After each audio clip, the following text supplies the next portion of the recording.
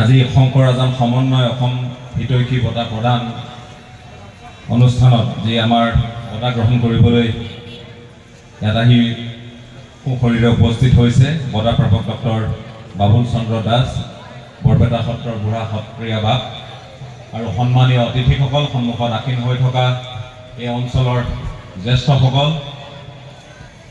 ভাই বন্ধুসকল আৰু লগতে সাংবাদিক সতীৰ্থসকল, বেছি দীঘলীয়াকৈ কথা নকওঁ, মাত্ৰ এটা কথাই কওঁ যে মই যি ঠাইৰ পৰা আহিছোঁ, য'ত মোৰ জন্ম, সেই ঠাইডোখৰীৰ নাম শিৱসাগৰ জিলাৰ কেন্দুগুৰি। মোৰ গাঁওখনৰ নাম কেন্দুগুৰি বাইলুং গাঁও। আৰু মোৰ গাঁওখনৰ মোৰ যিটো ব্যক্তিগত ঠিকনা, সেই একেই ঠিকনা হ'ল অসম আন্দোলনৰ শ্বহীদ নেকিবুদ্দিন আহমেদৰো ঠিকনা, তেওঁলোকৰ পৰিয়ালৰ ঠিকনা। গতিকে এটা গৌৰৱময় এটা অঞ্চলৰ পৰা আমি আহিছোঁ। গৰীয়াসকলৰ সৈতে আমাৰ যি ভাতৃত্ববোধ, যি সমন্বয়, এইটো আজিৰ নহয়, আমাৰ উপৰি পুৰুষৰ দিনৰ পৰা আমি অতি সুন্দৰভাৱে একেটা প্ৰান্ততে বসতি স্থাপন কৰি আহিছোঁ। গৰীয়াসকলৰ প্ৰতি মোৰ যিটো স্পষ্ট ধাৰণা, সেইটোৱে আপোনালোকক মই এষাৰ কথাৰেই মই বুজাবলৈ যত্ন কৰিম, আপোনালোকেও বুজি পায়। মই যিটো বুজি পাওঁ, এই শ্বহীদ নেকিবুদ্দিন আহমেদৰ ঘৰ য'ত, তাহানি য'ত আছিল, তেওঁলোকৰ উপৰি পুৰুষ য'ত আছিল, তাতেই তেওঁলোকৰ ঘৰ। আজিৰ প্ৰজন্মৰ ঘৰো তাতে মোৰ ঘৰৰ কাষত আৰু এগৰাকী ব্যক্তি, আমাৰ সকলোৰে শ্ৰদ্ধাৰ, আমাৰ অঞ্চলটোৰ লালটি আলি বুলি এগৰাকী আছিল। তেওঁ পিতৃ উপৰি পুৰুষে য'ত ঘৰ স্থাপন কৰি থৈ গৈছিল, য'ত ঘৰটো পাতি থৈ গৈছিল, তেওঁৰ পুত্ৰ, তেওঁৰ নাতি পুতিৰো ঘৰ সেই একে ঠাইতে আছে। অৰ্থাৎ আমাৰ কাষৰ যিসকল গৰীয়া মানুহ, তেওঁলোকৰ কোনো প্ৰব্ৰজন হোৱা নাই। তেওঁলোক খিলঞ্জীয়া মানুহ, আৰু য'ত তেওঁলোকৰ জন্ম, সেই ঠাইৰে তেওঁলোক আজিও বাসিন্দা। তেওঁলোকৰ প্ৰজন্মৰ পাছত প্ৰজন্ম ধৰি তেওঁলোক তাৰেই বাসিন্দা।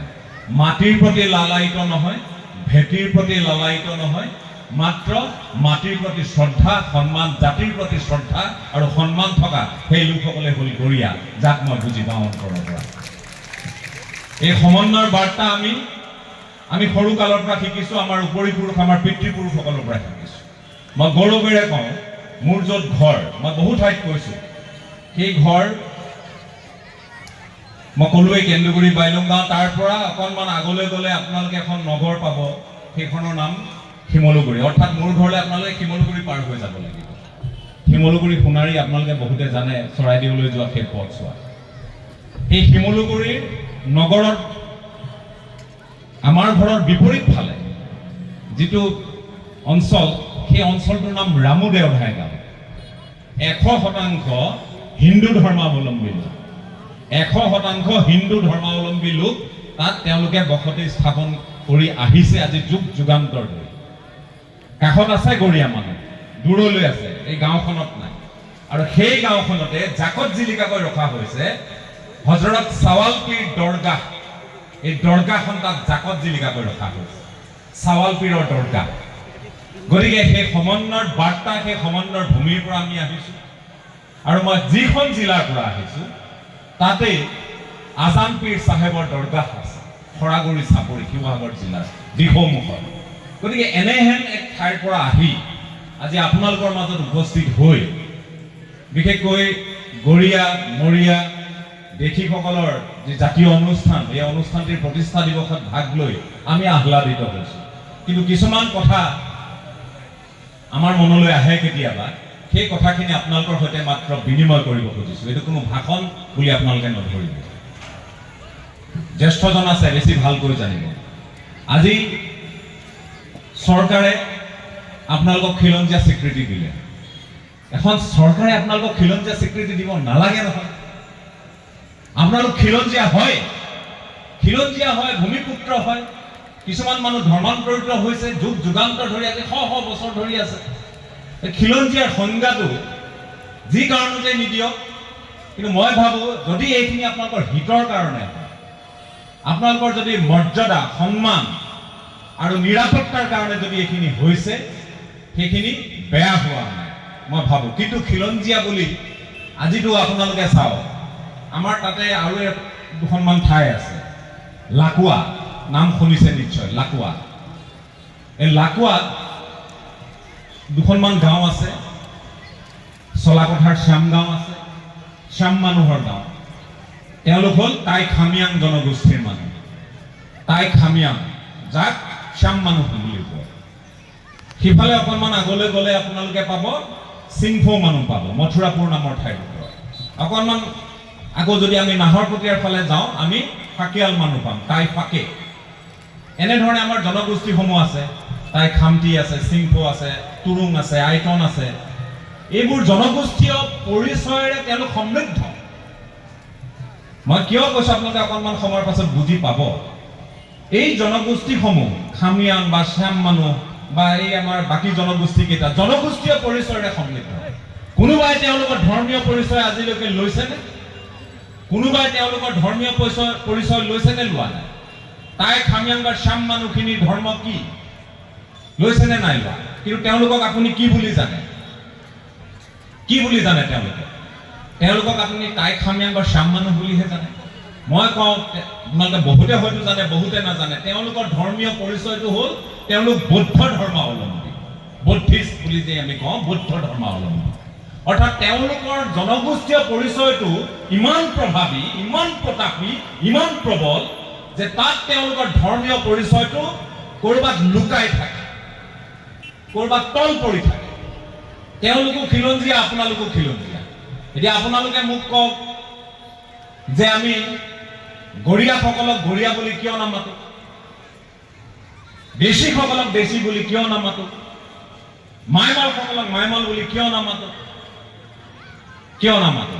মৰিয়াসকলক মৰিয়া বুলি আমি কিয় নকওঁ আমি সকলোকে একেলগে মুছলমান বুলি কিয় কওঁ কথাখিনি ভাবিব লাগে আপোনালোকৰ যিটো জনগোষ্ঠীয় পৰিচয় এইটো কি কম সন্মানজনক নেকি মই জানিব খুজিছো মাত্ৰ এইটো কম সন্মানজনক নেকি গৰীয়া বুলি ক'লে খিলঞ্জীয়া মুছলমান মানুহখিনি গৰীয়া মৰিয়া দেশী মাইমল জলহা বুলি আমি যিটো পৰিচয় দিওঁ এইখিনি কম সন্মানজনক নেকি কিন্তু কিয় মুছলমান শব্দটো ইছলাম ধৰ্মাৱলম্বী লোক বুলি এই কথাখিনি বেছি প্ৰভাৱী হ'ল আৰু ক'ৰবাত কোনোবাই হয়তো এইখিনি ভুল কৰিছে আপোনালোকে তাৰ সংশোধন ঘটাইছে আৰু এই সংশোধনে আপোনালোকক খিলঞ্জীয়া প্ৰতিটো জাতি জনগোষ্ঠীৰ সৈতে সম্পৃক্ত হৈ থাকিবলৈ একাকাৰ হৈ থাকিবলৈ আপোনালোকক সাহস দিব আপোনালোকক বাদ দিব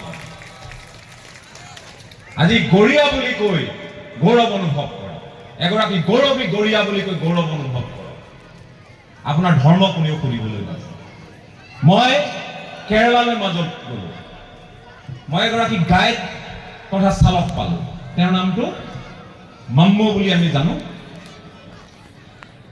তেওঁক লগত লৈ ঘূৰিছো ইমান ধুনীয়াকৈ তেওঁ মোক কৈছে যে আমাৰ কেৰালাৰ সংস্কৃতি এনেকুৱা কেৰালাৰ সভ্যতা এনেকুৱা মোক তেওঁ পদ্মনাভ মন্দিৰলৈ লৈ গৈছে ক'ৰবালৈ লৈ গৈছে গোটেই ঘূৰাই ফুৰাইছে ধুনীয়াকৈ কথা পাতিছে আৰু যিমান হোটেলত গৈছোঁ সকলোতে একে ধৰণৰ খাদ্যাভ্যাস একে খাদ্য খায় একে চাউল তেওঁলোকে ব্যৱহাৰ কৰে একে ধৰণৰ সাজ পোছাক তেওঁলোকৰ একে ভাষা তেওঁলোকৰ একে চিন্তা তেওঁলোকৰ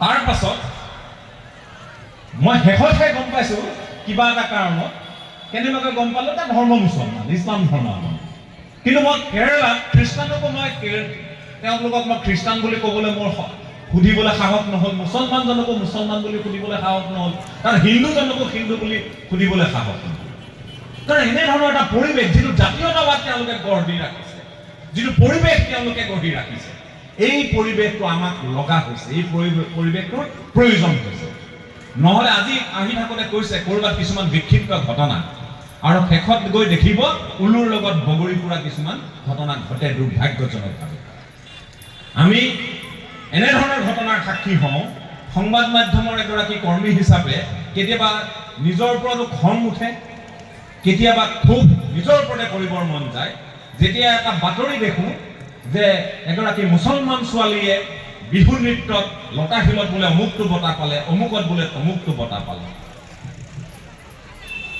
সেইগৰাকী খিলঞ্জীয়া গাভৰু আমাৰ যে অধ্যয়ন নাই আমাৰ সাংবাদিকসকলৰো বহুতৰ যে অধ্যয়ন নাই, বেছি সম্পৰ্কে আমি জ্ঞাত নহয়, গৰিয়া সম্পৰ্কে আমি জ্ঞাত নহয়, গৰিয়া শব্দটোৰ উৎপত্তিটো কেনেধৰণে হ'ল সেই সন্দৰ্ভত আমি জ্ঞাত নহয়।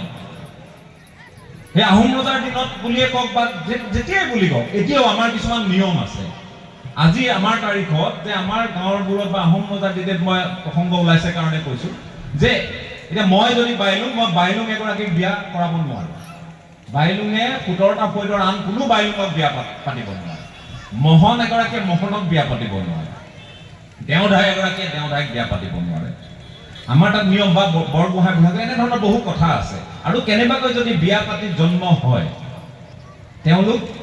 তেওঁলোকক একাষৰীয়া কৰা কিছুমান নিয়ম আছে বা তেওঁলোকৰ কিছুমান সংজ্ঞা আছে, তেওঁলোকৰ কিছুমান সংজ্ঞাৰে নামকৰণ কৰা। মই বেছি দীঘলীয়া নকৰোঁ, কিন্তু সেই তেতিয়াৰ দিনতো কিছুমান মানুহক আমাৰ কয় যে এতিয়াও আমি যদি কাৰোবাক নমতাকৈ থাকোঁ কিবা এটা অনুষ্ঠানলৈ, সিহঁতৰ পৰিয়ালটোক মোক কেলৈ গৰিয়া পেলাই থৈ আহিলে বুলি কয়। তাৰমানে গৰিয়াত আমি বুজিব লাগিব যে গৌৰৰ পৰা অহাৰ কাৰণে গৰিয়া নহয়, কিবা কাৰণত এঘৰীয়া হৈছিল, কিবা কাৰণত সেই মানুহখিনি সংঘবদ্ধ হ'ল। আৰু যেতিয়া আজান পীৰ চাহেব আহিল তেতিয়া তেওঁলোকে ধৰ্ম ল'বলৈ বা তেওঁলোকে একত্ৰিত হ'বলৈ, শৃংখলাবদ্ধ হৈ থাকিবলৈ তেওঁলোকে সুযোগটো পালে। গতিকে সেইকাৰণে এই জনগোষ্ঠীটোৰ সেই ধৰণৰ এটা আৰম্ভণি বুলি আমি ক'ৰবাত ক'ব পাৰোঁ বা অন্যতম এটা কাৰণ বা কাৰক বুলি আমি ভাবিব পাৰোঁ। গতিকে ঐতিহ্য আছে দেই। গতিকে এই ঐতিহ্যক লৈ সদায় গৌৰৱ কৰিবলৈ শিকক। আমাৰ খাদ্যাভ্যাস, আমাৰ পোচাক পৰিচ্ছদ কোনো পাৰ্থক্য নাই। মই আপোনালোকক কওঁ, আমাৰ ঘৰৰ সন্মুখত আমাৰ এডোখৰ মাটি আছে, আমাৰ নিজৰ মাটি। সেই মাটিখিনিক আমি গৰিয়া মাটি বুলি কওঁ। গৰিয়া মাটি এই আমাৰ তাল মই ক'লো নহয়, মই এইবোৰ উদাহৰণ আপোনালোকৰ আগত মই ক'ৰবাৰ পৰা পঢ়ি শুনি দিয়া উদাহৰণ নহয়, মই এইবোৰ সাক্ষী দিছে, সাক্ষী। গতিকে তাত আমাৰ এনেধৰণৰ পৰিৱেশ আমি সৰুৰে পৰা কি দেখোঁ। আমাৰ যিটো ৰমণী আলি আমাৰ ঘৰৰ আগেদি গৈছে। ৰমণী আলি কোন? ৰমণী গাভৰুৰ কথা আপোনালোকে নিশ্চয় শুনিছে। ৰমণী গাভৰু জয়ধ্বজ সিঙৰ কন্যা, যাক এটা সময়ত ঔৰংজেবৰ পুত্ৰ আজমতাৰালৈ দিবলগীয়া হৈছিল গিলাধাৰী চুক্তি অনুসৰি। সেই ৰমণী আলিটো আমাৰ ঘৰৰ আগেদি গৈছে। সেই ৰমণীৰ আলিৰ কাষতে হিন্দুও আছে, মুছলমানো আছে। অৰ্থাৎ এই হিন্দু মানুহখিনি আছে আৰু ইফালে আছে ৰাস্তাৰ কাষে কাষে আপোনাৰ গৰিয়া মানুহখিনি আছে। গতিকে এই গৰিয়া মানুহখিনিয়ে তাত আমি সৰুৰে পৰা দেখোঁ যে আমাৰ ৰাস্তাৰ যিখন কেন্দুগুৰি হাইস্কুল বুলি কয় তাৰ কাষত এটা পৰিয়াল আছে। এনেই নামটো তেওঁৰ প্ৰয়াত তেখেতৰ নামটো মহম্মদ হুছেইন আছিলে, মহম্মদ হুছেইন। কিন্তু আমাৰ গাঁৱৰ মানুহক খাৰ খোৱা জিভা কয় কিবা ওলাই কিবা বুলি আমি নকওঁ জানো। মহম্মদ সেন বুলি কয়, মহম্মদ সেন বুলি কয়। মহম্মদ সেনৰ ঘৰ পৰা এই মহম্মদ সেন বা তেওঁলোকৰ ঘৰত ধান কুটাই আমাৰ এটা মিল আছিলে। গতিকে সেই ঠাইত আমি দেখোঁ যে বিহু অহাৰ সময়ত বা যিকোনো ধৰণৰ উৎসৱ পাৰ্বণৰ সময়ত আমাৰ তাত সেই গৰিয়া মানুহখিনিৰ ঘৰত পাত লগায়, চাদৰ মেখেলা লগায়, চাদৰ মেখেলা। আজিকালি মই অকল গৰিয়া মানুহকনো কি ক'ম, প্ৰত্যেকটো হিন্দু মুছলমান বুলি কথা নাই। আমাৰতো বহু পোচাক পৰিচ্ছদ, আমাৰ সম্ভ্ৰান্ত পোচাক পৰিচ্ছদ বহুতো নোহোৱাই হ'ল। এতিয়া মই যদি কওঁ অকল গৰিয়া মানুহখিনিক ক'লে অন্যায় কৰা হ'ব। তেওঁলোকেও এটা সময়ত তাঁতত বোৱা চাদৰ মেখেলা পৰিধান কৰিছে। আমি দেখাত গৰিয়া মানুহে আমাৰ তাত চুৰিয়া পিন্ধা আমাৰ দেখা মনত আছে। বিহুত আমাৰ দেউতাহঁতৰ সৈতে আমাৰ তাত এই মহম্মদ হুছেইন বুলি ক'লো যে তেওঁলোকৰ সন্তান মফজুল হুছেইন, এনেধৰণে তেওঁলোকৰ যিসকল আছিল সেইসকলে বিহু মাৰিবলৈ যোৱা আমাৰ মনত আছে। গতিকে এইবোৰ পৰিৱেশ আমি দেখি আহিছোঁ। গতিকে এই পৰিৱেশ দেখি অহাৰ পাছত আমি কেতিয়াবা ভাবোঁ আমাৰ ভিন্নতাটো ক'ত? আমাৰ ভিন্নতা এটা, সেইটো হ'ল ক'ৰবাত হয়তো উপাসনা পদ্ধতি। আপুনি উপাসনা কৰা গোটেই প্ৰক্ৰিয়াটো এযোৰ কাপোৰৰ লগত তুলনা নকৰে। আপুনি কি ধৰ্মত ধৰ্মান্তৰিত হৈছে বা কি ধৰ্ম আপুনি লৈ আছে, কি দীক্ষা আপুনি লৈ আছে, সেইটো আপোনাৰ একান্ত ব্যক্তিগত কথা। কিন্তু আপুনি এটা জাতিক প্ৰতিনিধিত্ব কৰি আছে, আপুনি এটা জাতিক প্ৰতিনিধিত্ব কৰি আছে, এটা ভেটিক আপুনি প্ৰতিনিধিত্ব কৰি আছে, এখন দেশক, এখন ৰাজ্যক আপুনি প্ৰতিনিধিত্ব কৰি আছে। গতিকে এই কথাবোৰ আমি নিশ্চয় মনত ৰাখিয়ে আগবাঢ়িব লাগিব। গতিকে আপোনালোকৰ ভূমিকাখিনিক মই সাদৰেৰে শলাগ লৈছোঁ, কাৰণ আপোনালোক ওলাই অহাৰ কাৰণে এই মানুহখিনিয়ে নিজৰ শিপা বিচাৰি পাইছে। নহ'লে ক'ৰবাত নিজৰ ঠাইত থাকি, নিজৰ মাটিত থাকি এই মানুহখিনিয়ে নিজকে কেতিয়াবা প্ৰশ্ন কৰিবলগীয়া এটা পৰিস্থিতি যে আমি খিলঞ্জীয়া নহয় নেকি, আমিও বাহিৰৰ পৰা অহা নেকি, আমিও প্ৰব্ৰজনকাৰী নেকি। আমিও আনৰ মাটি ভেটি কাঢ়ি খোৱা মানুহ নেকি? এনেধৰণে হয়তো আপোনালোকৰ মনতো বা আপোনালোকৰ নহ'ব পাৰে, কিন্তু সতি সন্ততিসকলৰ মনত কেতিয়াবা এই প্ৰশ্নৰ উদয় হ'ব পাৰে। বাকীসকলে কৰা নকৰাটো মই কোৱা নাই। গতিকে এই শিপাডাল অতি মজবুতকৈ আপোনালোকে সাৰ পানী যোগাই ইয়াক যাতে এজোপা ছাঁ দিয়া বটবৃক্ষলৈ আপোনালোকে ৰূপান্তৰিত কৰিব পাৰে, সেইখিনি আশা আপোনালোকৰ পৰা কৰিছোঁ। কাৰণ জনগোষ্ঠীয় পৰিচয় আজি আপুনি য'তেই যাওক, প্ৰথম মানুহ এজনক আপুনি লগ পালে বাহিৰত, আমাৰ বাৰু ইয়াত কোনোবা নামৰ কাৰণে আমি বাৰু চিনাকি হ'লোঁ বা চিনাকি পালোঁ, কিন্তু বাহিৰৰ বহু দেশত, মই আপোনাক কেৰেলাৰ কথাই ক'লোঁ, বেলেগ দেশৰ কথাও বাদ দিয়ক, আপুনি হয়তো নামত আপুনি নাপাব। আমাৰ তাত বহু এনে মানুহ আছে যাৰ নাম অৰূপ আহমেদ। এতিয়া মোৰ এজন দাদা অতিকে শ্ৰদ্ধাৰ এই নেকিবুদ্দিন আহমেদ, যে মই শ্বহীদ নেকিবুদ্দিন আহমেদৰ কথা ক'লোঁ, তেওঁৰ ভায়েকৰ নাম অৰূপ আহমেদ। কথাৰ কথাষাৰ মই ক'লোঁ। তেওঁৰ ভনীয়েকৰ নাম ৰুবি আহমেদ। আপুনি মই এনে কথাবোৰ কৈছোঁ, চাব তাৰমানে ক'ৰবাত মানে নামতো তেওঁলোকে এই যিটো খিলঞ্জীয়াত্বটো, যিটো অসমীয়াত্বটো ধৰি ৰাখি তেওঁলোক আগবাঢ়ে। হুছেইন লিখক, আলী লিখক, কিবা সেইটো ডাঙৰ কথা নহয়, কিন্তু তেওঁলোকে ক'ৰবাত সেইফালৰ পৰাও যে আমি উত্তৰসূৰী হিচাপে আমি এনেধৰণৰ এটা নাম, যিটো অসমীয়া গুণ থকা, এই কথাটো হয়তো ক'ৰবাত তেওঁলোকে ভাবি চালে। এইটোতো আমি দিয়া নাম নহয় যে আমি জবৰদস্তি গৈ নামটো দিছোঁ বোলে ইয়াত আছ যদি এইটো নাম লৈ থাক, তেনেকুৱা কথাটো নহয়। তেওঁলোকে পুৰুষানুক্ৰমে তেনেধৰণে কিছুমান ভাবে। এই কথাটো যাতে ভুল ব্যাখ্যা নাযায়, আপোনালোকে হয়তো ভাবিব মই এইটো নাম লৈছোঁ, তেওঁৰনো কি আপত্তি। মই আপত্তি কৰা নাই, মই তেওঁলোকৰ লিগেচিটোৰ কথা কৈ আছোঁ, তেওঁলোকৰ পৰিয়ালটোৰ লিগেচিৰ কথা কৈ আছোঁ, তেওঁলোকে যিখন ধ্বজা বহন কৰি গৈছে, মই সেইখিনি কথা কৈ আছোঁ। গতিকে আপোনালোকে খুব সুন্দৰভাৱে থাকক। সিদিনা মই দেশীসকলৰ অনুষ্ঠানলৈ গৈছিলোঁ। দেশীসকলৰ অনুষ্ঠানলৈ যাওঁতে মই কৈছিলোঁ যে আপোনালোকৰ জনসংখ্যা কিমান? মই তেতিয়া দেশীসকলক সুধিছিলোঁ, যে তেতিয়া তেওঁলোকে ক'লে যে 15 লাখ মান, তেওঁলোকে এটা আনুমানিক তেওঁলোকৰ এটা জৰীপ অনুসৰি ক'লে। আৰু এই মানুহখিনি ধুবুৰী, মানকাছাৰ বা অবিভক্ত গোৱালপাৰা জিলাত বেছি মানুহখিনি থাকে। তেতিয়া মই তেওঁলোকক ক'লোঁ যে আপোনালোকে জানেনে যে আপোনালোকৰ জনসংখ্যাতকৈ কম জনসংখ্যা থকা 5, 6খন, 7খনমান ৰাজ্য আছে ভাৰতত। নাগালেণ্ডৰ জনসংখ্যাও প্ৰায় সমানেই হ'ব, বেছি মানুহখিনিৰ যিমান জনসংখ্যা। মই কথাষাৰ কৈছোঁ। মই কৈছোঁ যে ছিকিমৰ জনসংখ্যা আপোনালোকৰ আধা। অন্যতম এটা খিলঞ্জীয়া জনগোষ্ঠীৰ কথা কৈ আছোঁ, বেছি। গতিকে আপোনালোকৰ মাজত এখন ৰাজ্য, এখন দেশ চলোৱাৰ কথা বাদ দিয়ক, এখন জিলা চলাব পৰা মানুহ নাই। হয়নে নহয় কথাষাৰটো হয়? 15 লাখ মানুহ আনুমানিক, এখন জিলা চলাব পৰা গুণৰ অধিকাৰী এজন নাই, এজন IAS অফিচাৰ নাই, এজন IPS অফিচাৰ নাই, এজন মাত্ৰ IRS অফিচাৰ আছে। আৰু তেওঁক আমি লৈ গৰ্ব কৰোঁ, বেছি মানুহখিনিয়ে গৰ্ব কৰে, বা আমি অসম সন্তান হিচাপে তেওঁক লৈ গৌৰৱ কৰোঁ। আমাৰ ভাতৃপ্ৰতিম এগৰাকী সুলেখক, ভুৱনেশ্বৰত কৰ্মৰত আশিক জামান, এগৰাকী IRS, ইণ্ডিয়ান ৰেভিনিউ চাৰ্ভিচ। গতিকে ভাবকচোন, 15 লাখ জনগোষ্ঠীৰ এটা পৰিসংখ্যা থকা এটা জনগোষ্ঠী দেশীসকল। গতিকে আমি এজন DC পাবলৈ সক্ষম হোৱা নাই, মানে মই কওঁ যদি ভাল এজন IAS IPS পাবলৈ সক্ষম হোৱা নাই। মানুহখিনি মই কৈছোঁ সিদিনা, আপোনালোক বোলে জমিদাৰ আছিলে, বোলে হয় আমি জমিদাৰ আছিলোঁ। মই বোলো জমিদাৰৰ এতিয়া কিয় হাহাকাৰ? এই জমিদাৰ মানুহখিনিৰ হাহাকাৰ, এই অৱস্থা। মই মানুহখিনিৰ যিটো লাইফষ্টাইল দেখিলোঁ, যিটো জীৱন ধাৰণৰ মান দেখিলোঁ, তেওঁলোকৰ উপাৰ্জন, তেওঁলোকৰ বসতি স্থলসমূহ যি চালোঁ, তাৰ পৰা মোৰ খঙো উঠিছে তেওঁলোকৰ ওপৰত। মই কৈছোঁ সিদিনা, মই আপোনালোকৰ ওপৰত খং উঠিছে। 15 লাখ মানুহ আপোনালোক সজাগ নোহোৱাৰ আঁৰত কি? আৰু এতিয়া গৰীয়াসকল সম্ভ্ৰান্ত, গৰীয়াসকলক আমি সম্ভ্ৰান্ত ইছলাম ধৰ্মাৱলম্বী অসমীয়া খিলঞ্জীয়া মানুহৰ শাৰীত ধৰিব পাৰোঁ। আজি তেওঁলোকৰ যি অৱদান সেইখিনি আমি দেখিছোঁ, কিন্তু একেধৰণে আজি আমি দেশী মানুহখিনি ইমান এটা চহকী ইতিহাস থকাৰ পাছত আনহে নালাগে উত্তৰ পূৰ্বাঞ্চলৰ আটাইতকৈ পুৰণি মছজিদ ভাগ আমাৰ ৰঙামাটি যি পাণবাৰী মছজিদ, এই পাণবাৰী মছজিদৰ পৰিচালনা সমিতিখন ধৰি ৰাখিব পৰা নাছিলে দেশীসকলে।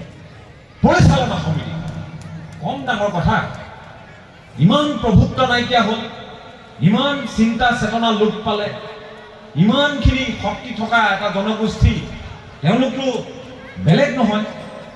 তেওঁলোক ধৰ্মান্তৰিত হোৱা মানুহ, আলিনেছৰ দিনৰ পৰা আৰম্ভ হোৱা এটা জনগোষ্ঠীয় পৰিচয় তেওঁলোকৰ। তাৰ পাছত এই দশা কি?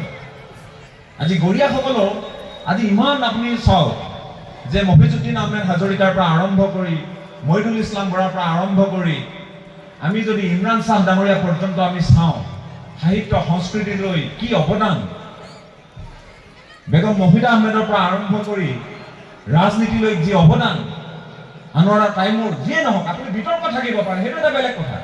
এই মানুহখিনিয়ে গৌৰৱৰ ধ্বজা বহন কৰি থকা নাছিল জানো? আজি এই মানুহখিনি ক'ত? প্ৰশ্ন উত্থাপন হয় কিয়?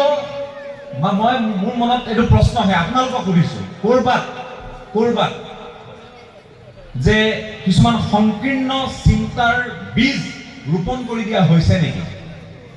যে আপোনালোক অসমীয়া পাছত বিশ্বৰ মুছলমান আগত এই পৰিচয়টো দি দিয়া হ'ল নেকি? আপোনালোক গৰীয়া পাছত বিশ্বৰ মুছলমান আগত এই পৰিচয়টো দি দিয়া হ'ল নেকি আপোনালোকক? এই কথাখিনি সুধিবৰ মন যায়, বেয়া নাপাব, স্পষ্টভাৱে কথাখিনি কৈছো। ইয়াত লোকধা কৰি কথা কোৱাৰ কোনো অৱকাশো নাই, ফলো নাই। গতিকে আজি আমি যে এই মানুহখিনিকো নুসুধে যে আপোনালোক বিশ্বৰ বৌদ্ধ ধৰ্মাৱলম্বী লোক বুলিতো নকয়।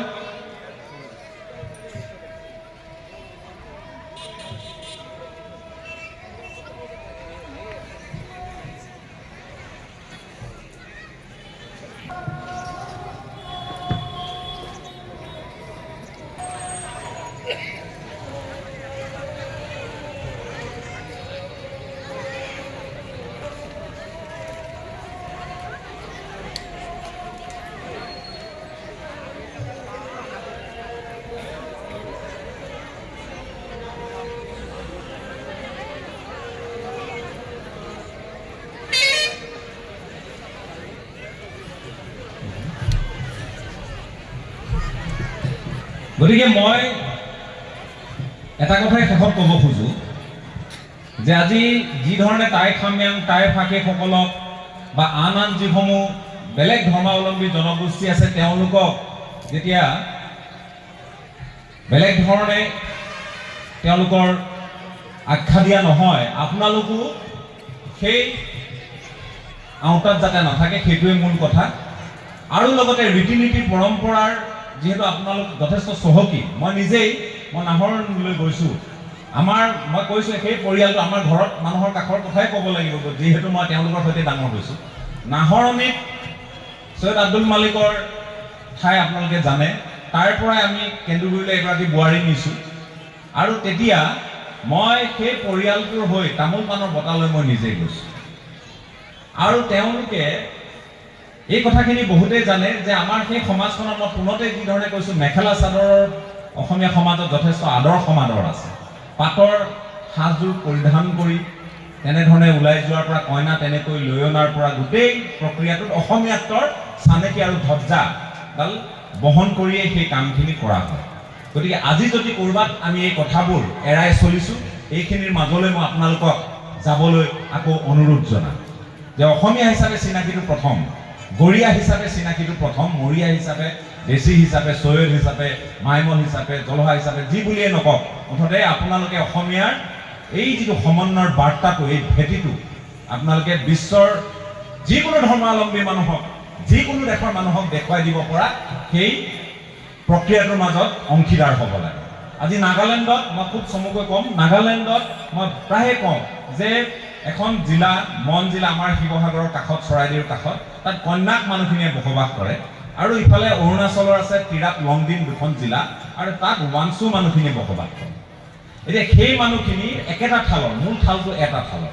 কিন্তু যেতিয়া এই কন্যাক মানুহখিনি আজি খ্ৰীষ্টধৰ্মী হ'ল, আগতে তেওঁলোকে কি কৰিছিল? তেওঁলোকে কৰিছিল কি? এই মানুহৰ মূৰ কাটিছিল। মূৰ কাটি তেওঁলোকে এডাল মালা পৰিধান কৰিছিল, এই লাওখোলাটোৰে। লাওখোলাটোৰ মালাডাল পৰিধান কৰিছিল। 10টা যদি কাৰোবাৰ মূৰ কাটিছে কোনোবা বীৰে 10টা লাওখোলা পিন্ধি যায়, এই ধৰণৰ বীৰত্ব। আৰু তেওঁলোকে আৰু এটা কাম কৰিছিল, তেওঁলোকে তাত এটা গাহৰি মাৰিছিল, মাৰি তাৰ কলিজা উলিয়াই চাই যে এইটো এইবাৰ মাৰি মৰক হ'ব নেকি, ভূঁইকঁপ হ'ব নেকি, এইবাৰ বৃষ্টিপাত কেনেকুৱা হ'ব, মানে খেতি বাতি ভাল হ'বনে নহয়, এইবোৰ তেওঁলোকে পৰীক্ষা কৰিছিল। এই ফেষ্টিভেলটোৰ নাম, উৎসৱটোৰ নাম আউলিং। আৰু যিটো অৰুণাচলী ওৱাংচু মানুহখিনিয়ে কৰে, সেইটোৰ নাম হ'ল অৰিয়া, একেই। কিন্তু অৰুণাচলী ওৱাংচু মানুহখিনি যিখিনি এতিয়াও প্ৰকৃতিৰ তেওঁলোকে পূজা কৰে, তেওঁলোকে এতিয়াও সেইখিনি কাম কৰে। কিন্তু এইফালে খ্ৰীষ্টধৰ্মী হোৱাৰ কাৰণে তেওঁলোকে গাহৰি মাৰিব নোৱাৰে, মানুহৰ মূৰ কাটিব, এইবোৰতো বন্ধেই হ'ল কেতিয়াবাই। এতিয়া তেওঁলোকে পিতলৰ এটা প্ৰতীকী মূৰ পিন্ধে, পিতলৰ, আৰু তেওঁলোকে গাহৰি নামাৰে, কিন্তু গোটেই নিয়মখিনি কৰে, গোটেই নিয়মখিনি কৰে। গতিকে তেওঁলোকে প্ৰতীকী অৰ্থত তেওঁলোকে এটা হ'ল কি, তেওঁলোক খ্ৰীষ্টধৰ্মী ভাল খ্ৰীষ্টানো হৈ থাকিলে, ভাল নগাও হৈ থাকিলে, ভাল কন্যাকো হৈ থাকিলে। চাব দেই কথাটো, আমাৰ তাত ৰহমান হাজৰিকা পৰিয়াল আছে। শিৱসাগৰৰ শিমলুগুৰিলৈ কোনোবা যদি গৈছে জানিব, ৰহমান হাজৰিকা পৰিয়াল আছে। ভাইটি ৰহমান হাজৰিকা অলপ চিনি পায়, তেওঁ এগৰাকী সাংবাদিক, আমাৰ খুব শ্ৰদ্ধাৰ। আৰু এই পৰিয়ালটোৱে এতিয়াও বাৰীৰ চুকৰ সকাম কৰে, কাৰণ আহোমে তেওঁলোকক, আহোমে দিয়া উপাধি বা আহোম আছিল তেওঁলোক টাও ধৰ্ম বা এইবিলাক তেওঁলোকে পালন কৰিছিল। পাছত তেওঁলোকে ইছলাম ধৰ্ম ল'লে। গতিকে তেওঁলোকে বাৰীৰ চুকৰ সকাম আমাৰ যিবোৰ আহোম মানুহে কৰে, আজি এতিয়া মই বাইলুং হিচাপে বা মোহন দেওধাই বা অন্য মানুহ কিছুমানে কৰে, এতিয়া তেওঁলোকে এতিয়াও সেইখিনি নিয়ম কৰে, কিন্তু তেওঁলোকে নিজে নকৰে, কিন্তু গোটেই যোগাৰখিনি দি তালৈ মৌলুং মাতি আনে, পুৰোহিত মাতি আনে। গতিকে তেওঁলোকে প্ৰতীকী অৰ্থত নিজৰ থালডাল ধৰি ৰাখিছে, ঘাই শিপাডাল ধৰি ৰাখিছে। সেই কথাটোহে মই আপোনালোকক বুজাবলৈ যত্ন কৰি আছো। আপোনালোকে ইছলাম ধৰ্মাৱলম্বী, কোনেও আপোনালোকক ক'বলগীয়া কথা নাই। আপোনালোকে যি ধৰ্ম ভাল পাইছে আপোনালোকে লৈছে, কিন্তু আপোনালোকে প্ৰতীকী অৰ্থত নিজৰ উপৰি পুৰুষৰ যিখিনি ৰীতি নীতি পৰম্পৰা, গান আছে, নাচ আছে, মই জানো দেশীসকলৰ পৃথক গান আছে, গৰীয়াসকলৰ বিয়া নামৰ পৰা আৰম্ভ কৰি কিমান কি আছে, জিকিৰ জাৰি, অসমীয়াৰ অনন্য পৰিচয়। পৃথিৱীৰ ক'তো ইছলাম ধৰ্মাৱলম্বী মানুহে জিকিৰ তেওঁলোকে নাগায়, এইটো আজান পীৰ চাহেবৰ অনবদ্য সৃষ্টি। গতিকে এইখিনিক লৈ আমি এই জনগোষ্ঠীকেইটা আমি আগবাঢ়িব নোৱাৰোঁ নেকি? গতিকে সেইখিনি কথাই আপোনালোকক ক'লোঁ, বেছি দীঘলীয়া নকৰোঁ, কাৰণ মই বৰ সময় সাপেক্ষ আজি মোৰ গোটেই ইয়ালৈ অহা ভ্ৰমণসূচীটো আছিল। গতিকে মই কৈছিলোঁ 3 বজাত মই ঘূৰি যাব পাৰিলে ভাল, কিন্তু যি কি নহওক অকণমান সময় ল'লোঁ। আপোনালোকক লগ পাই ভাল লাগিল, ভৱিষ্যত সময়ত লগ পাম। চৰকাৰৰ প্ৰতি এটা দাবী, এই মানুহখিনিক ওলমাই নাৰাখিব। জৰীপ, যিটো জৰীপৰ কথা কৈছে খিলঞ্জীয়া, এই জৰীপটো হ'ব লাগে। কিমান আছে দেশী, আমি সকলোৱে জানিব খোজোঁ, তেওঁলোকেও জানিব খোজে যে দেশী মানুহৰ নামত খেলি মেলি হৈ আছে। আমাৰ ভাল, আমাৰ বংশাৱলী আছে, মই কথাটো কৈছোঁ, নিজৰ বংশাৱলী আছে। আপোনালোকেও নিজৰ লিগেচি আপোনালোকে উলিয়াওক, আপোনালোকে চৰকাৰক হেঁচা দিয়ক। কৈ দিলে খিলঞ্জীয়া, কিন্তু কাইলৈ আহি বেলেগ কোনোবাই নিজক দেশী বুলি কৈ দেশীৰ নামত যদি খিলঞ্জীয়া সুবিধাটো লৈ লয়, কাইলৈ যদি কোনোবাই গৰীয়া বুলি কৈ গৰীয়াৰ নামত সুবিধা লৈ লয়, বা বাকীসকলৰ চৈয়দৰ নামত লৈ লয়, তেতিয়াতো গণ্ডগোল লাগিব। চৈয়দ কিমান আছে আমি জানিব লাগিব, গৰীয়া কিমান আছে, মৰিয়া কিমান আছে, মাইমল কিমান আছে, তলহা কিমান আছে। এইবোৰ লৈ ইলেকশ্যনৰ হিচাপ নিকাচ নহয় দেই, এইবোৰ লৈ ইলেকশ্যনৰ হিচাপ নিকাচ নহয়, আচল হিচাপ নিকাচ লাগিব। আৰু এই মানুহখিনিৰ উত্তৰণ, বিকাশ, এওঁলোকৰ সংস্কৃতি ৰক্ষা, এওঁলোকৰ পৰম্পৰা ৰক্ষা, এওঁলোকৰ সাজপাৰৰ পৰা আৰম্ভ কৰি এওঁলোকৰ নিৰাপত্তা, সামাজিক নিৰাপত্তা, গোটেইকেইটা দিশ প্ৰবল হ'ব লাগিব, সবল হ'ব লাগিব। তেতিয়াহে আমি সাধুবাদ দিম, কৃপণালী নকৰোঁ, তেতিয়া কিন্তু আমি সাধুবাদ দিম। এইখিনি হ'ব লাগে, সোনকালে হ'ব লাগে। সেইখিনি আহ্বান জনাই মই সকলোকে পুনৰবাৰ ধন্যবাদ জ্ঞাপন কৰি, যদি কোৱা কথা কিবাৰ বাবে আপোনালোকে আৱেগ অনুভূতিত যদি কিবা কথাত মই আঘাত সনা যেন লাগিছে, সেইখিনিৰ বাবে মই ক্ষমা বিচাৰি আমাৰ নিৰ্দিষ্ট বক্তাৰ যি দুআষাৰ আছিলে ইমানতে সামৰণি মাৰিছোঁ। ধন্যবাদ। ঘৰত আনন্দ আৰু সম্পৰ্কৰ চমক বজাই ৰাখিবলৈ জৰুৰী হৈছে সকলো আনন্দময় মুহূৰ্তত মৰমৰ উপহাৰ দিয়াটো। সেইবাবে মধুশ্ৰী জুৱেলাৰ্ছে আনিছে সকলো ৰঙীন ক্ষণৰ বাবে বিশেষ গহনা। হীৰাৰে হওক, সোণৰে হওক বা ৰূপৰে হওক, শ্ৰেষ্ঠ ডিজাইনছ আৰু হলমাৰ্কযুক্ত গহনাই ৰাখে সম্পৰ্কক নিখুঁত। তেনেহ'লে আজিয়ে আনক আনন্দ মধুশ্ৰী জুৱেলাৰ্ছৰ সৈতে। যোগাযোগ কৰক 7002800341 নাইবা ভিজিট কৰক LNB ৰোড, নলবাৰী, অসম।